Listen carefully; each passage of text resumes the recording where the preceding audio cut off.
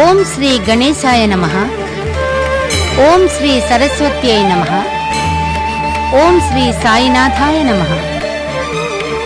శ్రీ షిరిడి సాయి మహాసమాధికి ముందు శ్రీ సాయి ఆశీర్వచనాలతో శ్రీ హేమాద్రి పంత్, శ్రీ దాసగుణ మహారాజులు శ్రీ సాయితత్వ ప్రచారము ప్రారంభించారు.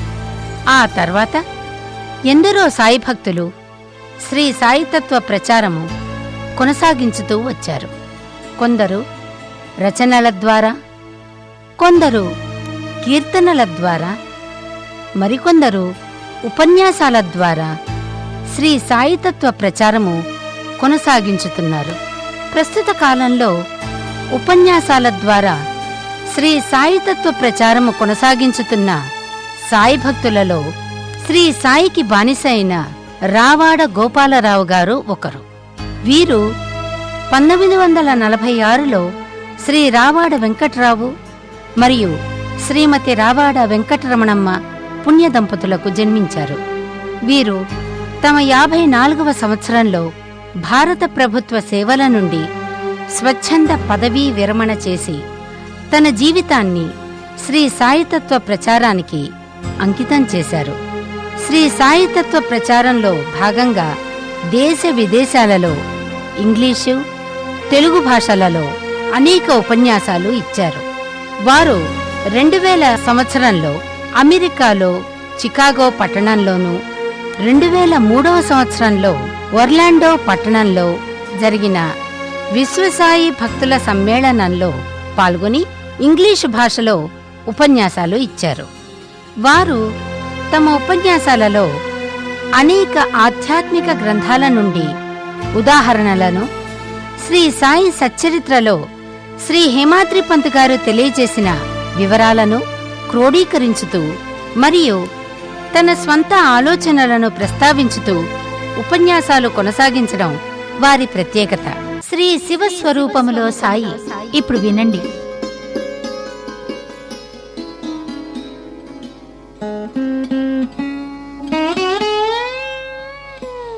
శ్రీ విఘ్నేశాయ నమః. శ్రీ శివ మహాపురాణము. శ్రీలు పొంగిన జీవగడ్డయు పాలుగారిన భాగ్యసీమయుగా వ్రాలిన ఈ భరతఖండంలోని పుణ్యక్షేత్రాలన్నిట అగ్రస్థానం వహించి ఉన్నది ప్రయాగ. శ్రీ మహావిష్ణు పాదోద్భూతయైన గంగానది, శ్రీకృష్ణ రాసవేణు రాగసమ్మిళిత కలకళారావయైన యమునా నది, ఈ 2 నదులు సంగమించే మహాద్భుతమైన క్షేత్రమిది.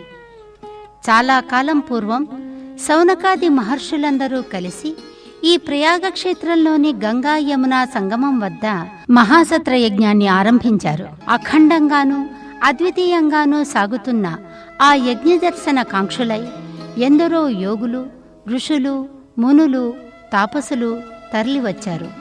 వారితో పాటే వేంచేశాడు సూతుడు. సూతుడు రోమహర్షుని కుమారుడు. వేదాలను విభజించి 18 పురాణాలను ప్రవచించి పంచమ వేదమనదగిన మహాభారతేతిహాసాన్ని ప్రజలకు అందించిన శ్రీ వేదవ్యాసుల వారి యొక్క ప్రియతమ శిష్యుడు, యోగిజన శిరోరత్నయైన శ్రీ సుఖయోగేంద్రులతో కలిసి వ్యాసుల వారి వద్ద పురాణ రహస్యాలన్నిటినీ తెలుసుకున్నాడు. ధర్మాలు, శాస్త్రాలు, వేదాలు, వాదాలు అన్నీ క్షుణ్ణంగా నేర్చుకున్నాడు. ఆయనకు తెలియందంటూ ఏమీ ఉండేది కాదు. ఆయన చెప్పలేని పురాణగాథ, విప్పలేని ధర్మ సందేహం ప్రపంచంలోనే లేవు. అడిగిన వారందరికీ తన అపూర్వ కథా కథన విధానంతో ఆయా పురాణాలను వినిపించడం, వారిని ధన్యులను చేయడం, తాను చరితార్థుడయ్యానని అనుకోవడం, ఇదే ఆయన లోకం. అటువంటి సూత మహర్షి ప్రయాగలో జరుగుతున్న సత్రయాగానికి అరుదించడంతో ఋషులంతా ఆనందించారు. హే సూత, నీ రాకతో మా యాగానికి మాకు కూడా కొత్త వెలుగు వచ్చినట్లుగా ఉంది. గతంలో నీ నుండి ఎన్నో కథలు గాథలు విని ఉన్నాము. అయినా మాకు తృప్తి లేదు. నీ దర్శనం లభించినప్పుడల్లా నిన్ను ఏదో ఒకటి అడగడం, నీ ద్వారా విని ధన్యులం కావడం జరుగుతూనే ఉంటుంది. అందుచేత ఇప్పటి మన సంగమం కూడా వృధా పోకుండా ఉండేందుకు గాను మా యందు గలవాడవై ఏదైనా ఒక మహత్తరమైన పురాణాన్ని వినిపించు. మీదు మిక్కిలి మానవుల సర్వయాతనలను భగ్నం చేసేది, పుణ్యాన్ని ప్రసాదించేది, మాకు సంతృప్తి కలిగించేది అయిన సద్విషయాన్ని వినిపించవే అని కోరారు. శుభం. క్షేత్రమా ప్రయాగ, తీర్థమా గంగా యమునల సంగమం, సమయమా పవనవేళ, సందర్భమా శివేచ్ఛ. ఇంత మంచి సమ్మేళనంలో సాధారణ గాథలెందుకు? దీన్ని స్మరించినంత మాత్రం చేత జన్మ జన్మాంతర పాపాలు కూడా నిప్పుల్లో పడ్డ ప్రతి పోగుల్లా కాలిపోతాయో, ఏది తెలుసుకున్నంత మాత్రాన జీవకోటిని కప్పిన అజ్ఞానం కుదుళ్లతో సహా పెకలించుకుని పోతుందో, అటువంటి శివ మహాపురాణాన్ని చెబుతాను వినండి. సాక్షాత్తు శివుని చేతనే 12 సంహితలుగా చెప్పబడిన ఈ శివ మహాపురాణం యావత్తు బ్రహ్మకు అనుగ్రహించబడింది. ఆయన వానిని తమ మానసపుత్రులైన నారద మహర్షికి ప్రసాదించారు. నారదులు సనత్కుమారులకి అందజేశారు. ఆ సనత్కుమారులు మా గురువుగారైన వ్యాసుల వారికి ఉపదేశించారు. అంతటితో శివజ్ఞానాన్ని పొందిన ఆయన 1,00,000 శ్లోకాల విస్తారమై ఆ శివపురాణాన్ని 24,000 శ్లోకాలకు కుదించారు. 12 సంహితల శివపురాణాన్ని కూడా విద్యేశ్వర, రుద్ర, శతరుద్ర, కోటిరుద్ర, ఉమా, కైలాస, వాయనీయ అనే 7 సంహితలుగా మలిచారు. అలా ఆయన రచించిన ఆ అద్భుత శివ మహాపురాణాన్ని వారి కుమారుడు, సర్వజన వంద్యుడు అయిన శ్రీ సుఖయోగీంద్రులకు, నాకు కలిపి బోధించారు. ఆ విధంగా గురుముఖత నేను నేర్చుకున్నటువంటి ఆ శివ మహాపురాణాన్ని శిక్షాపరంగా యథాశక్తి మీకు చెప్తాను, శ్రద్ధగా వినండి. శ్రీ శివ మహాపురాణ మహత్యము. మీరు విన్న ఎన్నో గాథల కన్నా విభిన్నమైనది, నిర్ద్వంద్యమైనది, గొప్ప మహిమాన్వితమైనది ఈ పురాణం. ఓ పురాణ విషయ జిజ్ఞాసులారా, పుణ్యాత్ములారా, సర్వోపనిషత్సార చషకము, సకలౌఘ విభంజకము, అసమాన్య పుణ్యప్రదాయకము, ఆయురారోగ్య ఐశ్వర్య విద్యా భోగ భాగ్యకరము, ఆద్యంత మంగళప్రదము, ఆపాత మధురము అయిన ఈ శివ పురాణాన్ని మించి చెప్పుకోదగినది, వినదగినది గాని తెలుసుకోదగినది గాని మరొకటి లేదు. ఈ శివ పురాణంలోని ఒక్కొక్క గాథను కానీ, అందులో సగాన్ని కానీ నిత్యము భక్తి ప్రపత్తులతో పఠించినట్లయితే వారు తప్పనిసరిగా జీవన్ముక్తులవుతారు. ఇచ్ఛాపూర్వకంగా గాని లేదా యథాలాపంగా గాని ఒక్కసారైనా ఈ పురాణాన్ని చదివినా వినినా పాపరహితులవడం ఖాయం. చతుర్దశి తిథి నాడు ఉపవాసం ఉండి శివభక్తుల ఎదుట ఎవరి పురాణాన్ని ప్రవచిస్తారో వారు అత్యంత పూజనీయులవుతారు. గురుగీత అందము చిత్తంలో నిక్షిప్తమవుతుంది. గురువు ఎవరు? ఆయన మహిమ ఎలాంటిది? గురువు వద్ద చరించాలి, ఎలా తరించాలి? ఈ గుర్తులన్నీ క్షుణ్ణంగా తెలిపే అందమైన అరుదైన గ్రంథం గురుగీత. గురుగీత స్కాంద పురాణంలో ఉంది. దీనిని సనత్కుమార సంహిత అని కూడా అంటారు. పార్వతీ పరమేశ్వర్ల మధ్య సంవాద రూపంలో నడిచిన పవిత్ర విషయమే గురుగీత. 3 అధ్యాయాలతో 351 శ్లోకాలతో ముచ్చటగా శోభించే ఈ గ్రంథము ముముక్షువులకు దారిదీపమై శోభిస్తోంది. గురోః ప్రాసాద ధన్యత్ర నాస్తి సుఖం మహీతలే.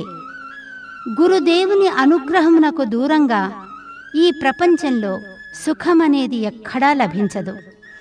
గురుభక్తి లేని వారికి గురువు లభించినా ప్రయోజనం ఉండదు. అన్నం విలువ ఆకలున్నప్పుడే తెలుస్తుంది. అనేక జన్మల పుణ్యాల పంటగా సద్గురువు లభిస్తాడు. పాడు చేసుకుంటే పుణ్యం పోతుంది, మళ్ళీ జన్మలే మిగులుతాయి. కాలం ప్రాణం పోసిన క్షణం, కాలాన్ని కబళిస్తోంది క్షణం క్షణం. ఉన్నదేదీ కాదు మనం, మనలో మనమే ఉన్న నిజం అని. దారిని మరలించి, చెడుదారిని మరిపించి, భ్రమను తొలగించి, భ్రమను మదిలో దించి, మనస్సును ఊరించి, మహిమను ఊరేగించే గురువుల మార్గంలో మాయను మాయం చేసుకుందాం, మహిమను సొంతం చేసుకుందాం. మనము తరిద్దాం, ఇతరులను తరింపచేద్దాం. ఈ విధంగా గురు రుణాన్ని, ఋషి రుణాన్ని తీర్చుకుందాం.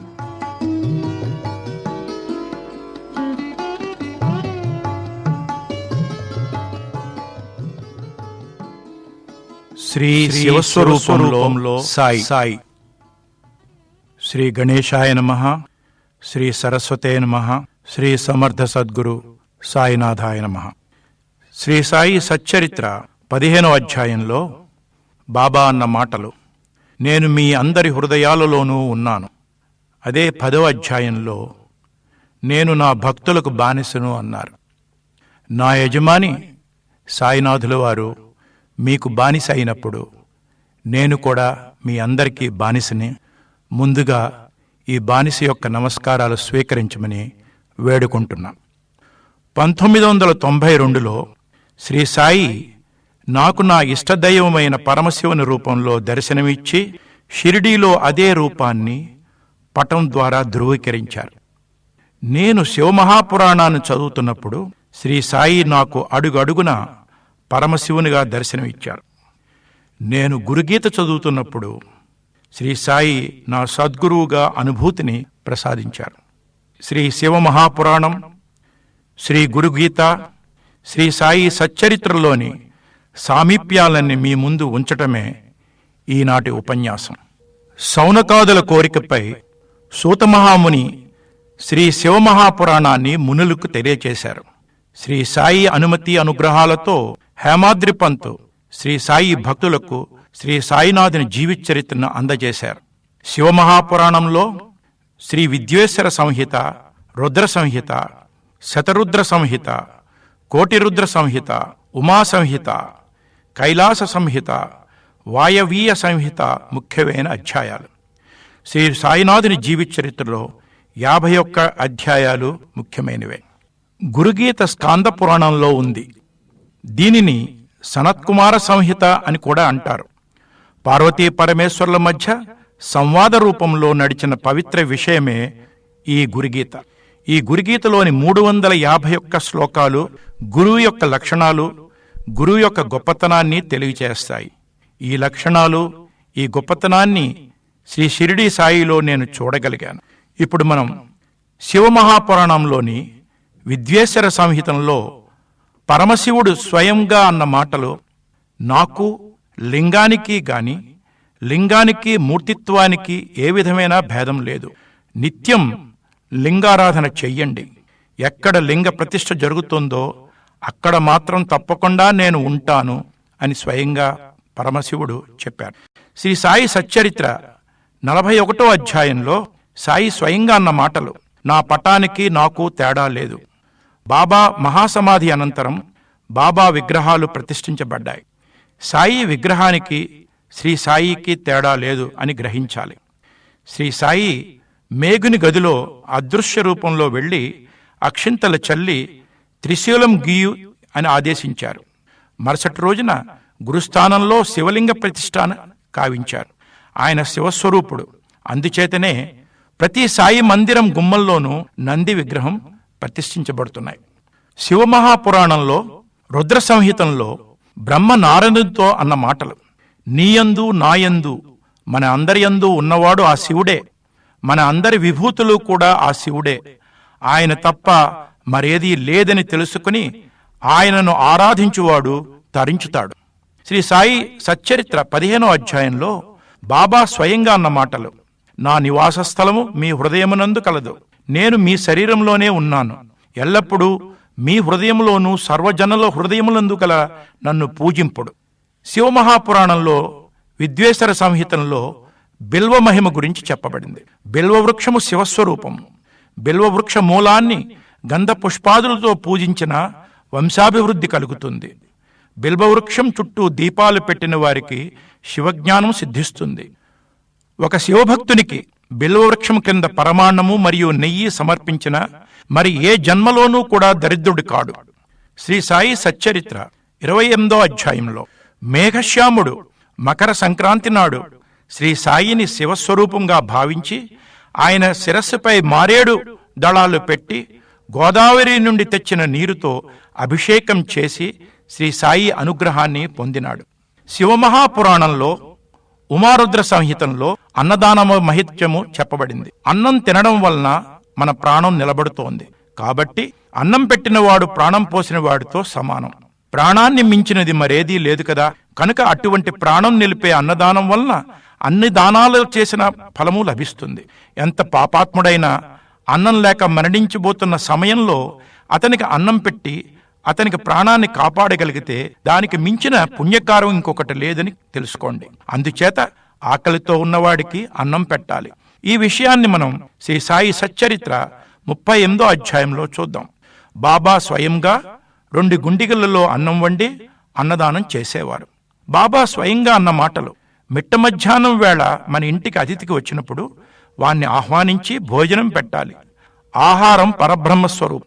ఆహారం నుండి సమస్త జీవులు ఉద్భవించాయి. చచ్చిన పిమ్మట అవి తిరిగి ఆహారంలోనే ప్రవేశిస్తాయి. బాబా స్వయంగా చక్కెర పొంగలి, తర్వాత జొన్న పిండిని ఉడకబెట్టి అందులో మజ్జిగ కలిపి వడ్డించేవారు. అప్పుడప్పుడు పలావు తయారు చేసి తన భక్తులకు పెట్టేవారు. గురువు యొక్క గొప్పతనాన్ని, లక్షణాలని మనం గురుగీత ద్వారా తెలుసుకుందాం. గురుగీత 24వ శ్లోకంలో జపస్తపో వ్రతం తీర్థం యజ్ఞోదానం తథైవ చ గురుతత్వం అవిజ్ఞాయ సర్వం వ్యర్థం భవేత్ ప్రియే. స్వయంగా పరమశివుడు పార్వతితో అన్న మాటలు: ఓ ప్రియమైన పార్వతి, గురుస్వరూపమును అర్థం చేసుకోకుండా సాధకుడు చేయు జపము, తపము, వ్రతము, యజ్ఞము, దానము మొదలగులన్నీ వ్యర్థములే. అంటే గురువుని మనం అర్థం చేసుకుని ఏ పనైనా చేయాలని చెప్తున్నారు. ఇదే విషయాన్ని శ్రీ సాయి సచ్చరిత్ర 32వ అధ్యాయంలో సాయి స్వయంగా అన్న మాటలు విందాం. పుస్తక జ్ఞానం ఎందుకు పనికిరానిది. మనకి విధింపబడిన కర్మను మనము పూర్తి చేసి తనవును, మనస్సును, పంచప్రాణాలను గురువు పాదాలపై పెట్టి శరణు వేడుకోవాలి. గురువే దైవము, సర్వమును వ్యాపించినవాడు. ఇట్టి ప్రత్యాయ మేర్పడుటకు దృఢమైన అంతులేని నమ్మకం అవసరం. తర్వాత గురుగీతలో 29వ శ్లోకంలో సర్వతీర్థావగాహస్య సంప్రాప్నోతి ఫలం నరః గురో పాదోదకం పీత్వా శేషం శిరసి ధారయన్. గురువు పాదతీర్థాన్ని త్రాగి మిగిలిన తీర్థమును ఎవడు తల మీద ధరించుచున్నాడో అట్టి పుణ్యాత్ముడు సర్వతీర్థ స్నాన ఫలమును పొందుచున్నాడని చెప్పబడింది. శ్రీ సాయి సచ్చరిత్ర 4వ అధ్యాయంలో దాసగుణ మహారాజు తాను గంగా యమునలు కలిసే ప్రయాగ సంగమంలో స్నానం చేయటానికి వెళ్లి రావడానికి అనుమతిని ప్రసాదించమని బాబాను కోరినప్పుడు బాబా అన్న మాటలు: అంత దూరం పోవలసిన అవసరమే లేదే, మన ప్రయాగ ఇచ్చటనే కలదు, నా మాటలను విశ్వసింపము.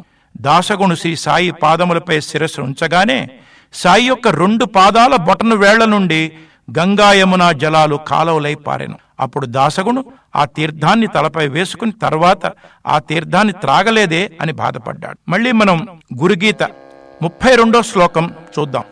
గురుపాదోదకం పానం గురోరుచ్ఛిష్ట భోజనం గురుమూర్తి సదా ధ్యానం గురోర్నామ సదా జపః. నిరంతరము గురుపాద తీర్థమును పానముగను, గురువు భుజింపగా మిగిలినది భోజనముగను, ఎల్లప్పుడూ గురుమూర్తియే ధ్యాన రూపముగను, గురునామమునే జపముగను చేయిస్తూ ఉండవలను. ఇదే విషయాన్ని సాయి సచ్చరిత్రలో మనకి కనిపిస్తుంది. ద్వారకామాయిలో భక్తులు సాయి పాదాలను నీటితో కడిగి ఆ నీటిని పవిత్ర తీర్థంగా త్రాగుచుండేవారు. వారి పాదాలను ఒత్తుచు శ్రీ సాయి నామాన్ని జపిస్తూ ఉండేవారు. వారు స్వీకరించి తినగా మిగిలిన భోజనం పదార్థములు భక్తులు ప్రసాదంగా స్వీకరించేవారు. ముఖ్యంగా రాధాకృష్ణమాయి రోజూ సాయి తినగా మిగిలిన భోజనం మాత్రమే తినేది. నెవాస్కర్ పాటిల్ శ్రీ సాయి స్నానం చేసిన నీరును పవిత్ర తీర్థంగా త్రాగేవాడు. గురుగీత 33వ శ్లోకంలో తన గురుదేవుని పవిత్రనామాన్ని కీర్తించడమే అనంతుడగు పరమేశ్వరుని కీర్తించడం అవుతుందని చెప్పబడింది. గురునామాన్ని ధ్యానం చేయటం వలన అవ్యయుడైన మహేశ్వరుని నామాన్ని ధ్యానించడం అవుతుందని చెప్పబడింది. శ్రీ సాయి సచ్చరిత్ర 4వ అధ్యాయంలో షిరిడీలో రాధాకృష్ణమాయి సాయి నామజపాన్ని, సాయి నామ సంకీర్తనని ప్రారంభించాను. శ్రీ సాయి ఈ పద్ధతికి ఆమోదం తెలిపరి. దాసగుని చేత శ్రీ సాయి 7 రాత్రింబవళ్లు అఖండ నామ సప్తాహాన్ని చేయించారు. మళ్ళీ గురుగీతలో 37వ శ్లోకం చూద్దాం. కాశీక్షేత్రం నివాసశ్చ జాహ్నవీ చరణోదకం గురుర్ విశ్వేశ్వర సాక్షాత్ తారకం బ్రహ్మనిశ్చయః. గురుదేవుడు నివసించు ప్రదేశమే కాశీక్షేత్రము. గురుదేవుని పాదతీర్థమే గంగాజలము. గురుదేవుడే సాక్షాత్తు పరమేశ్వరుడు. గురు బోధయే విశ్వేశ్వరుడు ఉపదేశించినటువంటి ఓంకారం.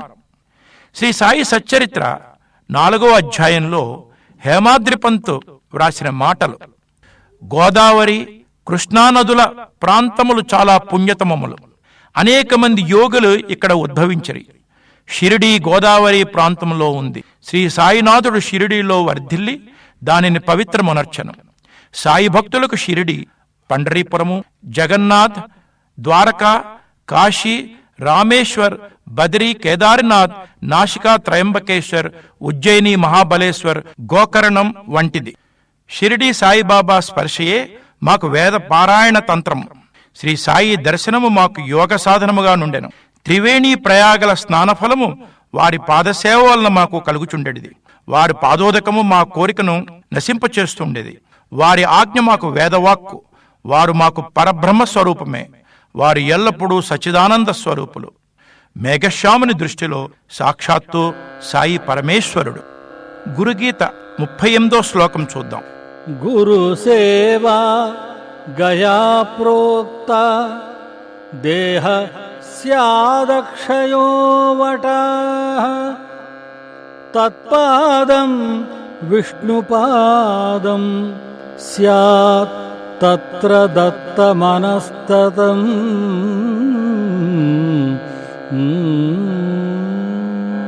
గురుసేవయే గయాక్షేత్రము. గురుదేవుని దేహమే అక్షయ మర్రి చెట్టు. గురుదేవుని పాదమే విష్ణుపాదము. అట్టి గురుదేవుని పాదమునందు సమర్పింపబడిన మనస్సు బ్రహ్మస్వరూపమే అగుచున్నది. ఇదే విషయాన్ని శ్రీ సాయి సచ్చరిత్ర 46వ అధ్యాయంలో చూద్దాం. మాధవరావు దేశపాండే బాబాకు అంకిత భక్తుడు. ద్వారకామాయిలో నిత్యము బాబా సేవ చేస్తూ ఉండేవాడు. అతను గయయాత్రకు వెళ్లే ముందు బాబా అనుమతి కోరినప్పుడు శ్రీ సాయి అన్న మాటలు: కాశీ ప్రయాగ యాత్రలు ముగిసేసరికి నేను శ్యామా కంటే ముందుగానే గయలో కలుసుకుంటాను. శ్యామా ద్వారకామాయిలో గురుసేవ చేసుకున్నాడు. బాబా పటమ రూపంలో శ్యామాకు గయలో దర్శనమిచ్చి గురుసేవలో గయా క్షేత్ర దర్శన ఫలాన్ని ఉంది అని చెప్పిరి. దాసగుణ మహారాజుకు తన పాదాల బొటన వేళ్ల నుండి గంగా యమునలను ప్రవహింపచేసి తన పాదాలు విష్ణు పాదాలు అని నిరూపించెను. అట్టి బాబా పాదాలయందు నమ్మకంతో తమ మనస్సులను పాదాలకు అర్పించి బ్రహ్మస్వరూపమును భక్తులు చూడగలుగుతున్నారు. గురుగీత 39వ శ్లోకంలో గురుమూర్తిం స్మరేన్ నిత్యం గురోర్నామ సదా జపేత్ గురోరాజ్ఞాం ప్రకుర్వీత గురోరన్యన్న భావయే. నిత్యము గురుదేవుని రూపమే స్మరించవలెను. గురుదేవుని నామమునే నిత్యము జపించవలను. గురుదేవుని ఆజ్ఞను పాటించవలను. గురువు కన్నను ఇతరమైన దానిని భావించకూడదు. శ్రీ సాయి సచ్చరిత్రలో ఇటువంటి నియమాన్ని పాటించిన భక్తుడు కాకాసాబ్ దీక్షిత్ 23వ అధ్యాయంలో గురుభక్తి పరీక్షలో శ్రీ సాయి దీక్షిత్ని పిలిచి మేకను చంపమని ఆజ్ఞాపించినప్పుడు దీక్షిత్ అన్న మాటలు, నీ అమృతము వంటి పలుకులే మాకు చట్టం, మాకు ఇంకొక చట్టము తెలియదు, నిన్నే ఎల్లప్పుడూ జ్ఞప్తియందు ఉంచుకుందము, నీ రూపాన్నే ధ్యానిస్తూ రాత్రింబవళ్ళు నీ ఆజ్ఞలను పాటిస్తాము. ఇది ఉచితమా కాదా అది మాకు తెలియదు, దానిని మేము విచారించము, అది సరియైనదా కాదా అని వాదించము, తర్కించము. గురువు ఆజ్ఞ అక్షరాలా పాటించడమే మా విధి, అదే మా ధర్మం. గురుగీతలో 50, 51, 52 శ్లోకాలలో చెప్పబడిన విషయాలు: ఆసనం శయనం వస్త్రం వాహనం భూషణాదికం సాధకేన ప్రదాతవ్యం గురు సంతోషకారణం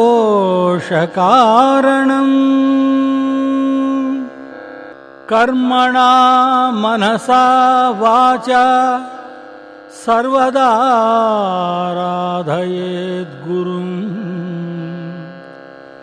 దీర్ఘదండం నమస్కృత్య నిర్లజ్జో గురు సన్నిధౌ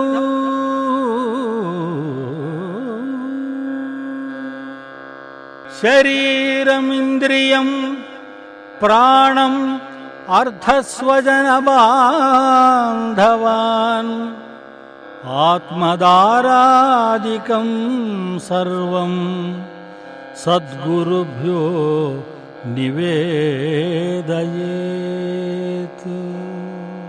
శిష్యుడు గురువుని సంతోషపరచుటకు ఆసనము, శయ్యను, వస్త్రమును, ఆభరణాల్ని ఇయ్యవలను. కర్మచేతను, మనసు చేతను, వాక్కుచేతను నిత్యము గురువును ఆరాధిస్తూ ఉండవలను.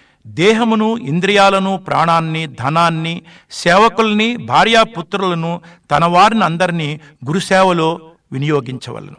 ఇదే విషయాన్ని మనము సాయి సచ్చరిత్ర 6వ అధ్యాయం 10వ అధ్యాయంలో చూడగలం.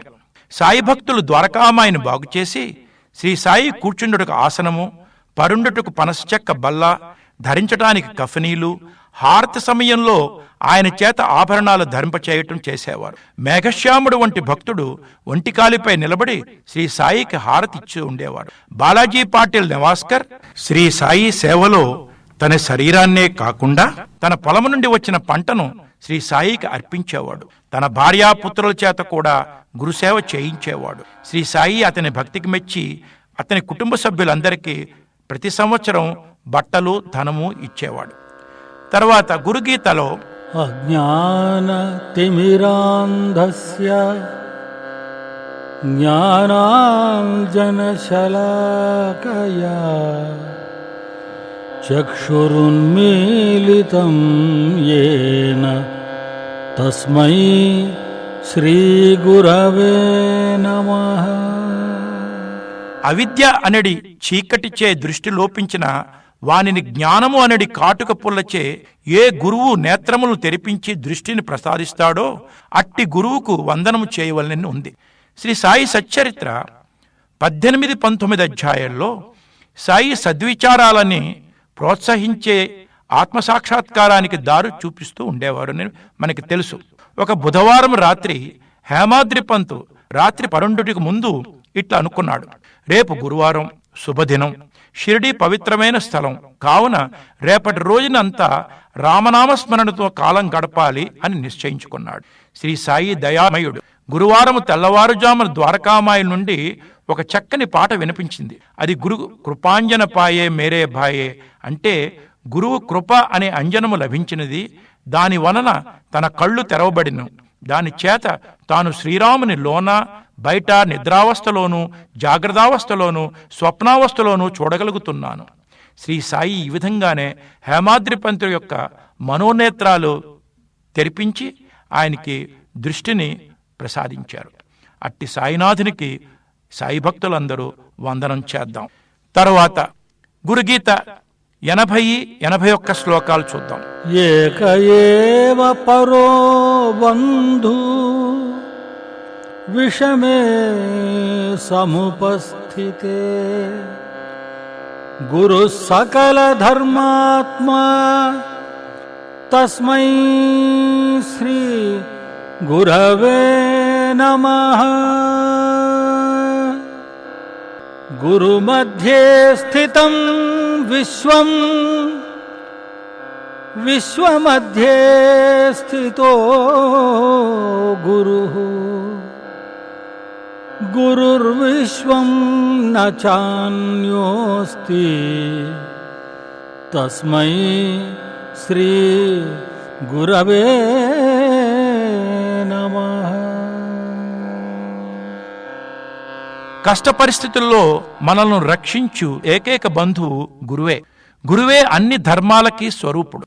అట్టి గురుదేవునికి వందనం చెయ్యాలి. ఈ ప్రపంచం గురుదేవుని యందే ఉన్నది. ప్రపంచమునందు ఉన్నది గురువే. కనుక ప్రపంచ రూపం అంతయు గురుస్వరూపంగానే భావించాలి.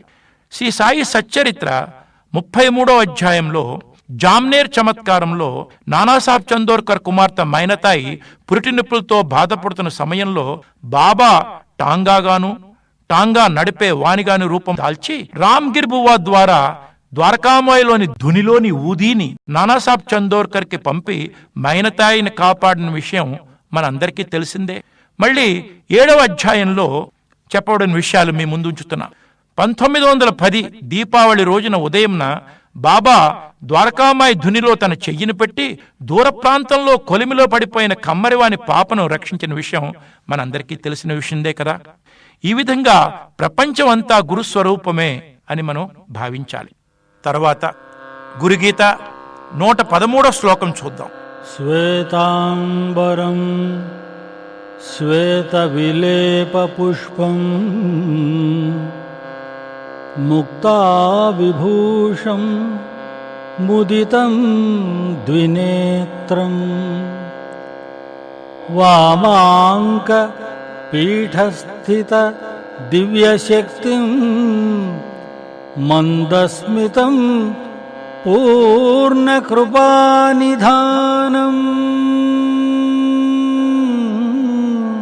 తెల్లని వస్త్రాలు ధరించినవాడు, శ్వేత పుష్పములను గంధమును ధరించినవాడు, ముత్యాల హారము గలవాడు, సంతోషము కలవాడు, దయా జ్ఞానము అనే 2 నేత్రాలు కలవాడు, ఎడమ తొడ పీఠమున కూర్చుని ఉన్న దివ్యశక్తి గల ఈశ్వర స్వరూపుడు, చిరునవ్వు కలవాడు, పూర్ణ దయాళుడు అయిన గురుదేవునికి నమస్కరిస్తాం.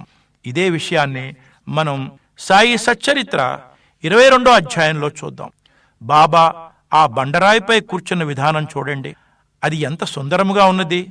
వారు కాళ్లను ఒకదానిపై ఇంకొకటి వేసుకునున్నారు. కుడికాలు ఎడమ మోకాలిపై వేశారు. బాబా జీవితకాలం అంతా తెల్లని కఫనీ ధరించి ఉన్నారు. మహిల్సాపతి బాబా కంఠానికి గంధం పూస్తూ ఉండేవారు. భక్తులు చావడిలో రాత్రి ఆరతి ఇచ్చే సందర్భంలో బాబా మెడలో ముత్యాలహారం వేసేవారు. ఇవన్నీ తలుచుకుని మనం కూడా ఆ గురువు యొక్క దివ్యస్వరూపాన్ని తలుచుకుని ఆనందిద్దాం. గురుగీత 174వ శ్లోకంలో ఏకాకీ నిస్పృహ శాంత చింతా అసూయా వివర్జితాః బాల్యభావేన యో భాతి బ్రహ్మజ్ఞానీ స ఉచ్యతే. ఏ పరమపురుషుడు ఏకాకి అయి స్పృహ లేనివాడై శాంతస్వరూపుడై దుఃఖము అసూయ లేనివాడై బాలుని వలె ప్రకాశిస్తున్నాడో అట్టి మహాత్ముడు బ్రహ్మజ్ఞాని అని చెప్పబడి ఉన్నాడు. ఇదే విషయాన్ని మనం సాయి సచ్చరిత్ర 4వ అధ్యాయంలో చూద్దాం. బాబా భక్తుల కొరకు 16 సంవత్సరాలు బాలునిగా 1854వ సంవత్సరంలో షిరిడీలోని వేప చెట్టు క్రింద అవతరించారు. బాబా అప్పటికే బ్రహ్మజ్ఞానిగా కనిపిస్తూ ఉండేవారు. స్వప్నావస్థ యందు అయినా ప్రపంచ వస్తువులను కాంక్షించేవాడు కారు. మళ్ళీ గురుగీతలో 179వ శ్లోకం చూద్దాం. యత పరమ కైవల్యం గురుమార్గేణ వైభవేత్ గురుభక్తిరత కార్యా సర్వదా మోక్షకాంక్షిభిః.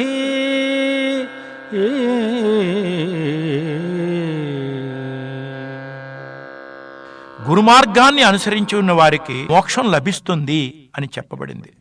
అందువల్ల మోక్షం కోరువాడు ఎప్పుడు గురుభక్తి కలిగి ఉండాలని గురుగీతలో చెప్పబడింది. ఇదే విషయాన్ని మనం శ్రీ సాయి సచ్చరిత్ర 31వ అధ్యాయంలో చూద్దాం. శ్రీ సాయిని గురువుగా పూజించి శ్రీ సాయి సమక్షంలో మోక్షం పొందిన వారిలో ముఖ్యులు విజయానందుడు అనే మద్రాసు సన్యాసి, బాలారాం మాన్కరు, తర్వాత పండరీపురము సబ్ జడ్జి తాచా సాబ్నోల్కరు, మేఘశ్యాముడు మొదలైన వారు. మనం కూడా శ్రీ సాయిని సమర్థ సద్గురువుగా మనము పూజించి వారు చూపిన మార్గంలో పయనించి మన జీవిత గమ్యాన్ని చేరుకుందాము. అందరం శ్రీ సాయికి జైకారం చెప్దాము. శ్రీ సాయి శంకర్కి జై. శ్రీ సమర్థ సద్గురు సాయినాథ్ మహారాజ్ కి జై.